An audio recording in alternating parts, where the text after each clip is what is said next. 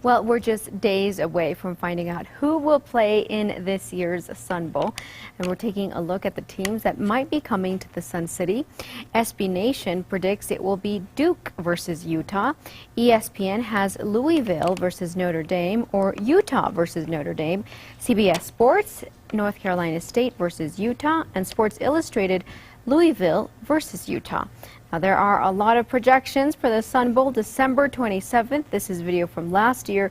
UCLA destroyed Virginia Tech 42-12. And joining us now is John Folmer, chairman of the Sun Bowl Selection Committee. Thanks for joining us. Thanks, Maria. It's nice to be here. Thank you. So Georgia Tech has played 2 consecutive Sun Bowls, but for the most part, we've seen a really nice mix of teams. How much control does the selection committee have in choosing who plays in the Sun Bowl?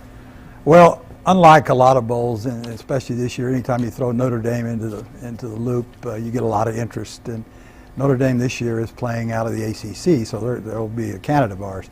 It appears that right now that we have a good shot at getting them. I would say that there's probably about 35 or 40% chance of getting them out of the ACC. And if it's not them, then it would probably be Duke or North Carolina State, and the possibility of Miami. And you know, Miami and Notre Dame played here several years ago, but now they're both in the same league as far as the bowls go.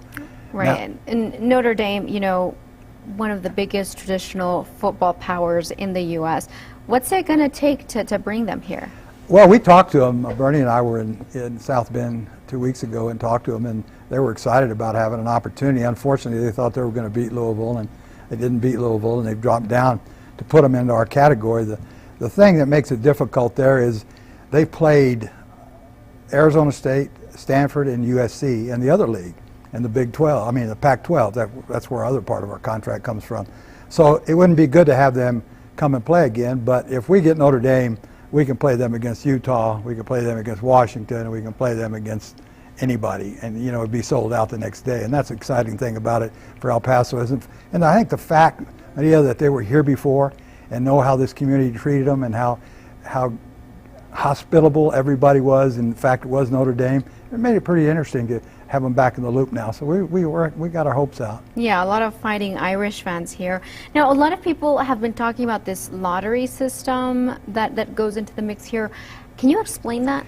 Yeah, they'll be, after they have the picks for the Final 4 games, and then the other bowls will have their selection, then they're put into a pool. It's called Tier 1 Bowl, and we're a part of that pool. And the ones of the teams that will be available, like Notre Dame, like Louisville, like Clemson, like some of these other teams, will be put into it. And then they select, just like you would to play off at a golf tournament. They'll pull the number out, and you get to pick the one that you want. And that's why we've got a good chance at having a Notre Dame. But I think anything that comes out of the ACC is going to be good this year, and it's going to be good for our fans and our TV. What does the committee look for when you're trying to court a team or invite a team or hoping that they'll come? Well, first of all, we look for people that want to be here. You know, we've had past experience several years ago where there was a team that didn't want to be here. And what happened was they lost, and they apologized for it. In fact, Pat Hayden, the new athletic director at Southern Cal, said, we give anything a world chance to go back and prove that we're not the kind of school that you saw when some of the kids and the coach, you know, acted the way they did. But what you look for is name, tradition, and exposure. You know, you got something that's going to make people in El Paso excited to see, something they don't get a chance to see. And you know, you get teams like that out of the ACC, you know, Notre Dame, a Louisville, a Clemson, a North Carolina State, a Duke, and out of the other one you get Stanford and UCLA and Southern Cal and those people. So me personally, I'd like to see Stanford and Duke have it the Brain Bowl.